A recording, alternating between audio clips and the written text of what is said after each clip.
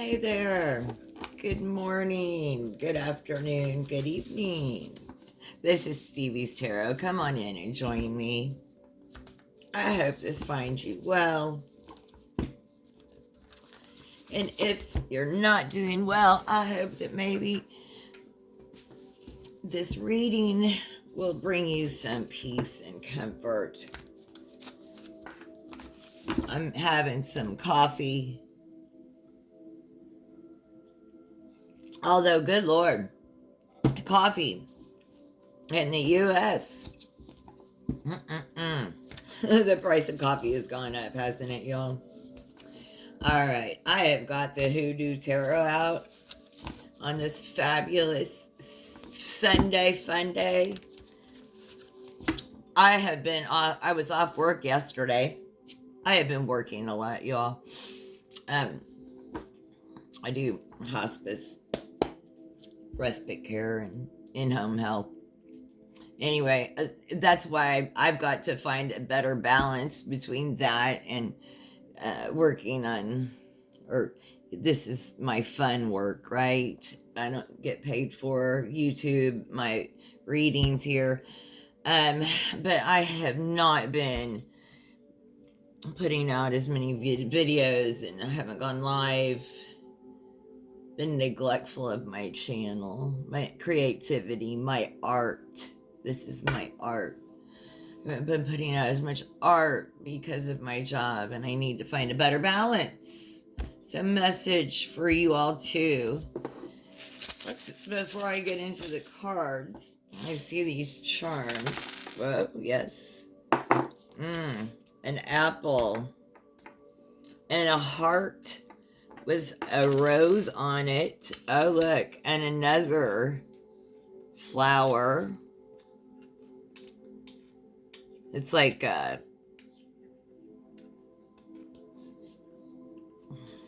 I can't think. Oh, okay, a yin and yang.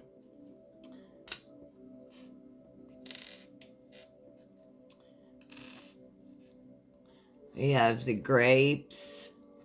Kitty cat. This is like a ornate type of heart, a bicycle, and a feather. All right. And then whatever. Oh Lord, I can't put all those out.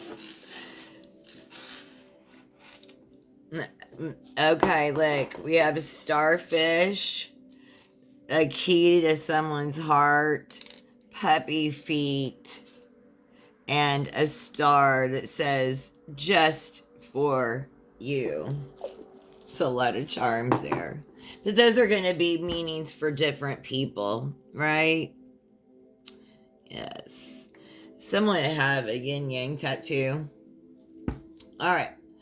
We're going to do an ancestral healing spread with the Hoodoo Tarot this morning. What is an important relationship that you have with your ancestral lineage? Hey, hit that like and subscribe button. Let's get into these cards. What's an important message what's the important relationship that you have with your ancestral lineage collective? Whoa. Fire hot. Look, mother of baskets. Who is this?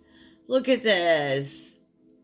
This is the important relationship that you have with your ancestral lineage. Is this your mother, your grandmother, aunt? This is a very significant. Look at her. And the flower that we just had. It's right here. She really is. This is the mother of baskets. She really is reaching out to you, calling to you. She really, really is.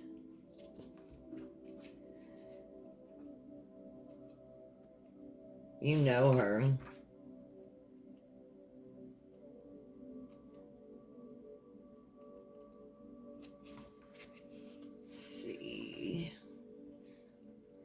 Who is she in this deck?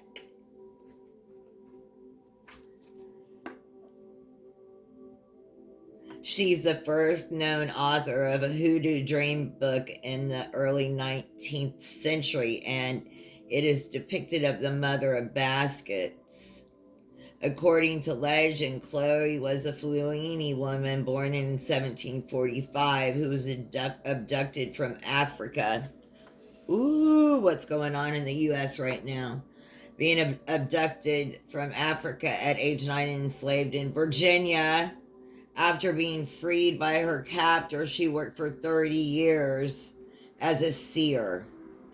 There are doubts that Chloe ever existed.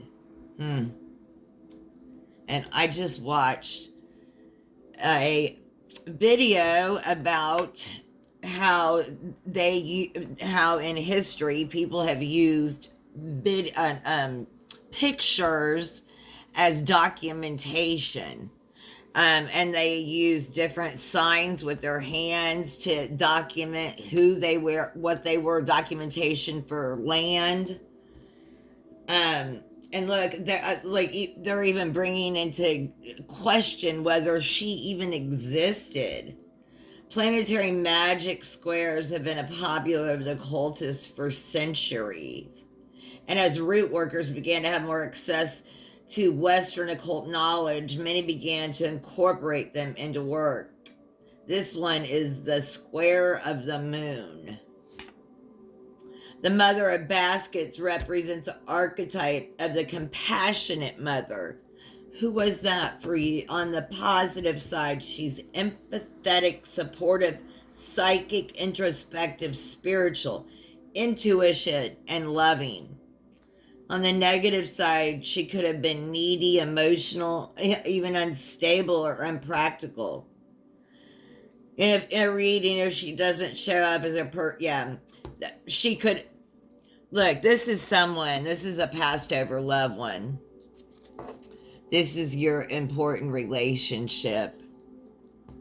They're here for you. She's here for you. Your lineage.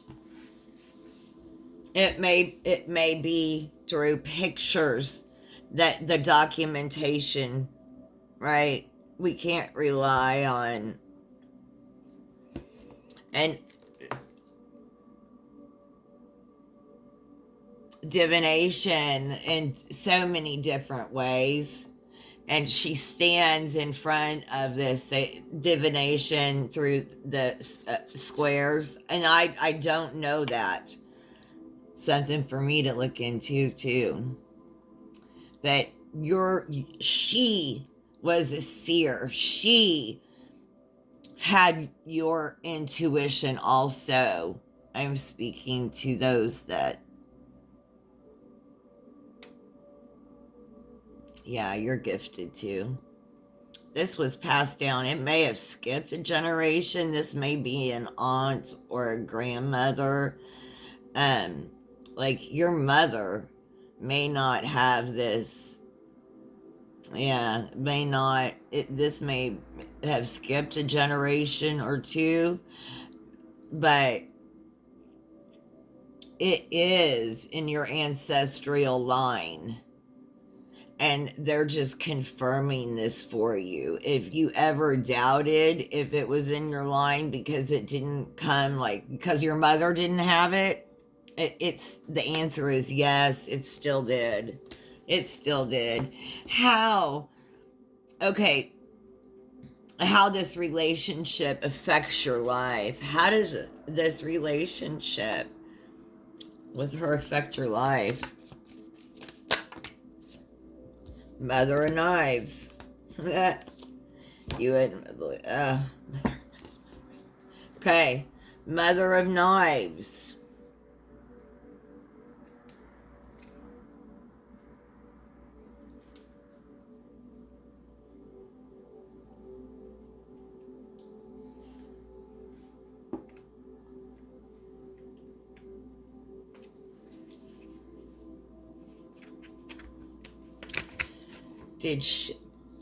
Look, here's the Mother of Knives. Was she like an Eastern Star? And I also just, oh, my right ear. Was she always telling you that you should be a nurse? She's depicted here, a member of um, two prestigious secret society, Grand United Order of Oddfellows. We had an Oddfellows town. We called it the Oddfellows Old Folks Home. They took care of, before Social Security and all these nursing homes in the United States. That's how people took care of the elderly in their lives. Is the Oddfellows? They paid for it in their into it, and then when they needed the care, it was private, right? So you pay, and then you pay into care. Okay, and Oddfellows and the Order of Eastern Star, which is like the counterpart to uh, Masons, right?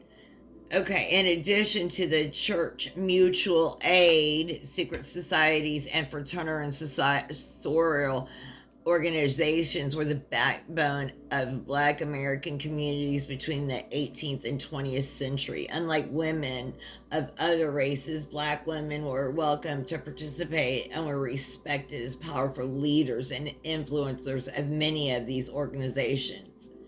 Here, the Mother of Knives is a powerful biblical mentor who uses the Bible as a guide. Look,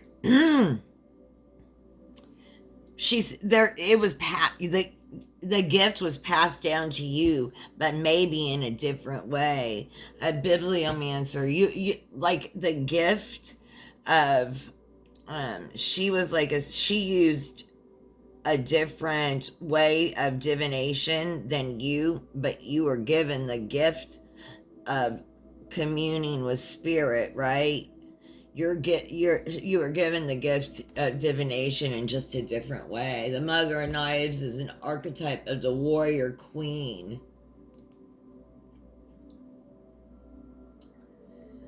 On the positive side, she's perceptive, analytical, forthright, witty, independent, resilient, highly intelligent, deep, and sets clear boundaries. She could also be a perfectionist, cold-hearted, aggressive, and a little bit bitchy.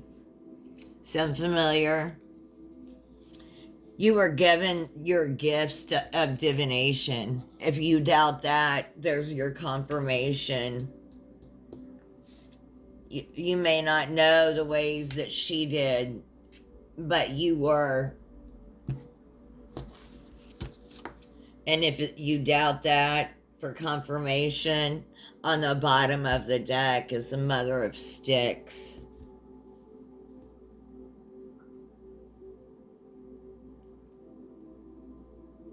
This is a powerful reading.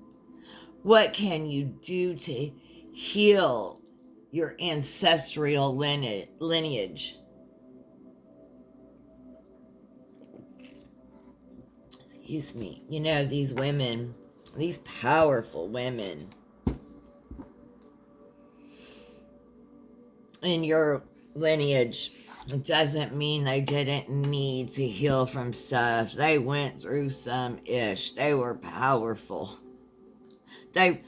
How at a time when really women weren't.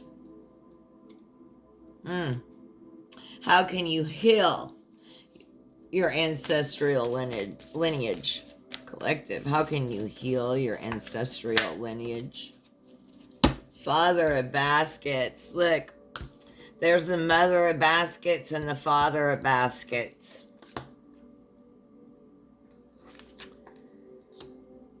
He's looking forward. Let's see. The Father of Baskets.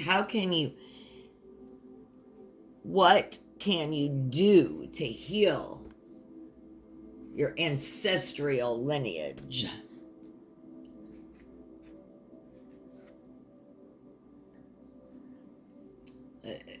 Sits on this is a Father of Baskets. Sits on a boat, displaying an abundance of fish on a string and a basket full of blue crabs.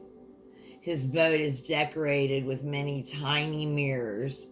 Mirrors in silver, either worn on one's person or attached to boats, were believed to bring good luck to fishermen.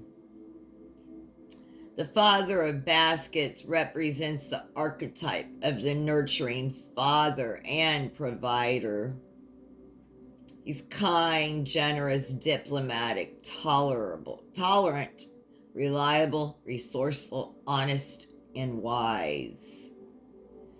On the negative side, he's emotionally manipulative, moody, self-destructive, and deceptive. So how can you heal your ancestral lineage? Stay protected, right? Your ancestors are reminding you to stay physically and spiritually protected right now. However you do that. Do you do that with like evil eye jewelry or like ancestral jewelry, silver that was passed down? However you do that. And spiritual, do you pray, or smoke cleanse, however, crystals, I don't know, whatever it is that you do, and to remain kind and generous, diplomatic, reliable, tolerant, resourceful, honest, and wise. That's how you heal your ancestral lineage. You don't manipulate.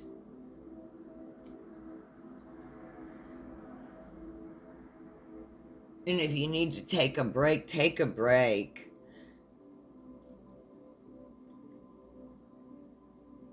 But you have the gift. You have the gift of divination.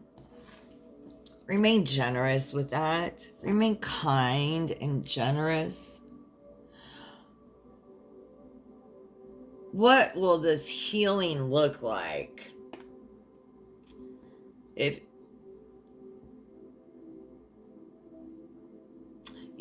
this ancestor is like gave you this,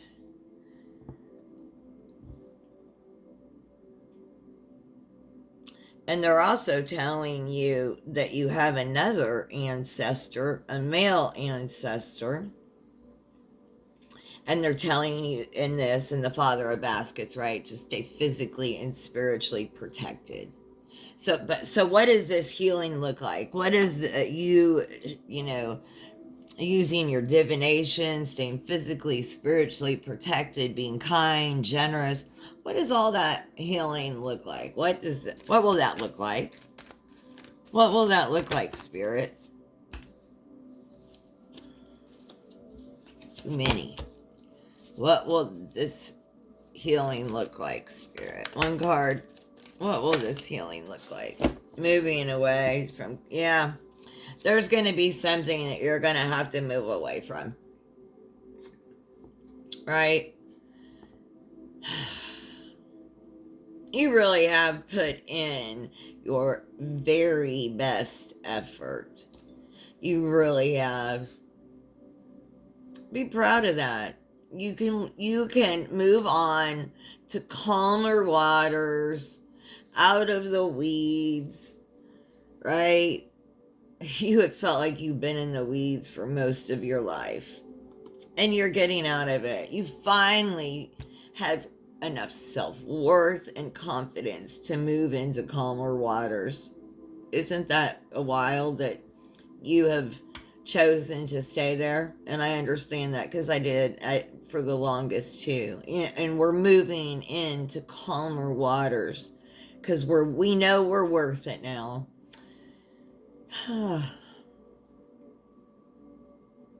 That's what it's going to look like.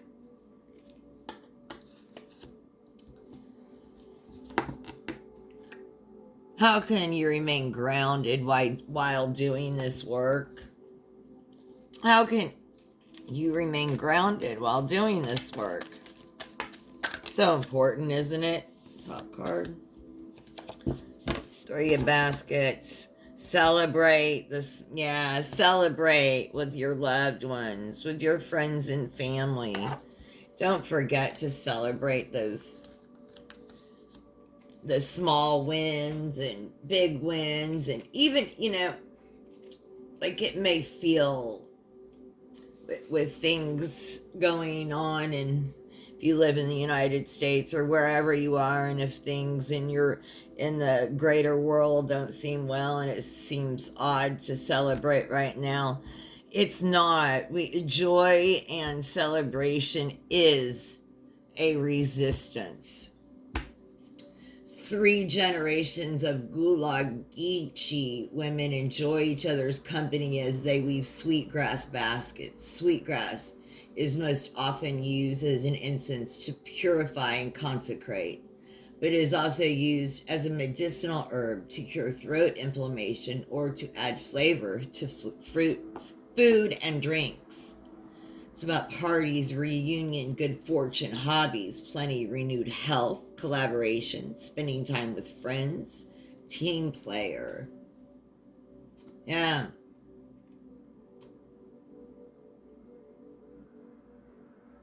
So if you have a sore throat, you might need some sweetgrass in your tea or sweetgrass tea.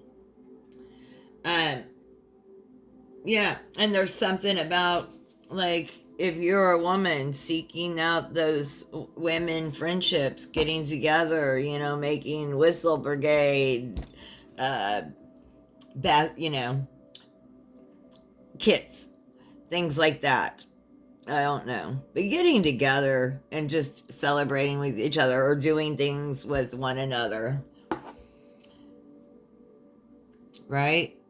That's how you remain grounded.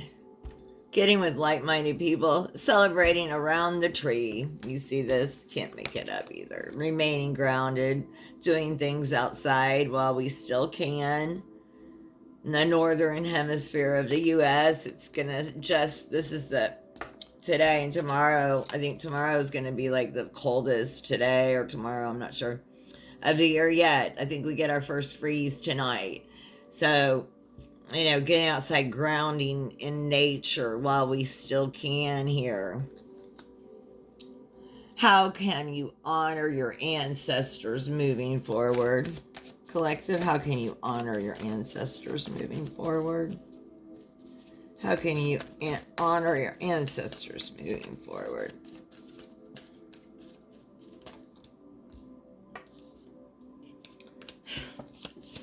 You can't make this shit. Do you see what card I got? Ancestors. How can you... Look, spirit blows my mind sometimes until and then I'm like, well, why should it? Spirit is so here with me. And then I turn to like the page before it. Okay. So, how can you honor your ancestors moving forward? We have the ancestor card. The eye that mocketh at his father and despiseth to obey his mother. The ravens of the valley shall pick it out, and the young eagles shall eat it. Oh, gross. A happy baby is lying in a crib, though her form is young. There is a part of her that is very old. The half of her face that is skeletal reflects this eternal connection with ancestors. Ancestor veneration is one of the least discussed but most ubiquitous features of human life since time immemorial. Though the aesthetics of the ancestral veneration vary depending on culture, there are a few people who feel comfortable with their dead just being dead. Instead, humans have created hundreds of other dimensions for their souls to inhabit. Whether they may or may not be accessible to the living, in hoodoo we may have access to any spirit of the dead if the dead is willing and we are skilled enough to make and maintain contact. It is quite common in both indigenous American and African cultures to consult the ancestors via various methods of divination, channeling, or meditation for those in the community who had the skill and authority to do so. The death of family members has no excuse to begin excluding them from the affairs of the nation, the rites, rituals, nor from accepting their input regarding the major life decisions of their living relations. In the traditional mind, neither time nor space could separate us from our kin. Ancestral veneration, however, is much deeper than lighting candles, attending special events, or asking questions now and then. Ancestral veneration, in its most traditional sense, is supposed to inform our behavior on a daily and continual basis. It's about knowing, honoring, and defending one's bloodline. It's about personifying the most esteemed values of your foremothers and forefathers and doing one's best to add on positively to your family's legacy. It's about reflecting on and identifying how our parents and grandparents' actions affected our lives and considering how our decisions could affect our great grandchildren tomorrow. Death is not a subject most Westerners or Western educated people like to discuss. It's an event that will happen to each and every one of us, yet is considered morbid, weird, or taboo to spend any time contemplating it. It cannot be spring, summer, or fall forever. Eventually, the end must come to make way for something new. Death is just the beginning of that something. So when the ancestor card turns up in the reading, you are being reminded that the only thing that is truly permanent is impermanence. It's okay to be sad. It's okay to mourn. But you must let go. Life goes on. The only thing that is constant is change. Learn how to embrace the unknown. Do you know who your ancestors are? Oh, yo.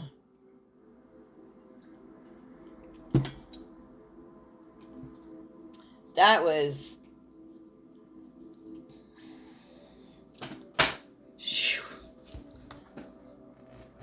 amazing. Okay, thank you all. Please hit that like and subscribe button. Let's get a couple practical self-care cards and we'll close this out.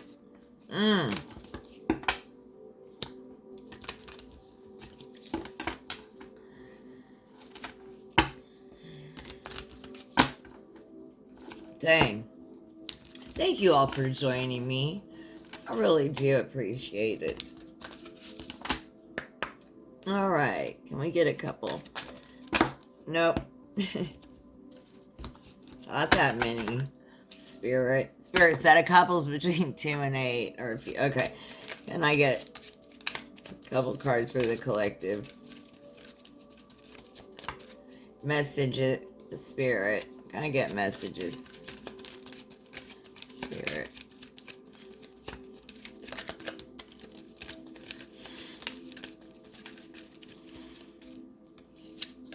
Yeah.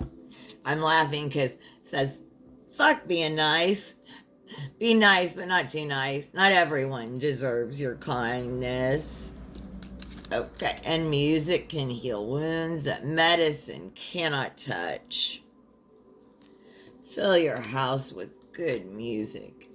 Change a bad habit. Kill a bad habit. Drinking, overeating, or anything else that is not serving you. Speak up.